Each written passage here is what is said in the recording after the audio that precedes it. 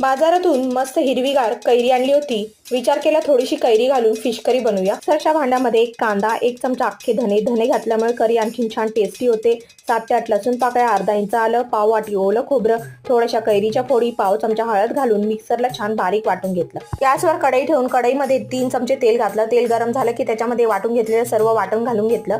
2 ते 3 मिनिटांसाठी वाटण छान परतून घेतलं. नंतर 1 चमचा लाल तिखट, 2 चमचे मालवणी मसाला घालून देखील तेल सुटेपर्यंत छान परतून घेतले. 1 चमचा रंगाचं लाल तिखट घातलं, त्यामुळे करीला रंग छान येतो. आणखीन 2-3 मिनिटांसाठी मसाले छान भाजून घेतले. मसाले करपू नयेत म्हणून आधी थोडंसं पाणी घातलं. नंतर आवश्यकतेनुसार पाणी वाढून करीला छान उकळी आली की त्याच्यामध्ये चवीनुसार मीठ घातलं, थोड्याशा कैरीच्या फोडी घातल्या आणि वरतून मच्छीचे तुकडे घालून 7 ते 8 मिनिटांसाठी कालवण छान शिजवून घेतलं. एकदा मच्छी शिजली की नाही हे बघितलं, वरतून बारीक चिरलेली कोथिंबीर घातली. चमच्याने एकदा छान मिक्स करून घेतलं. करी बनवताना करीमध्ये मच्छीच्या तोंडाकडचा भाग घाला, करी आणखीन भन्नाट लागते.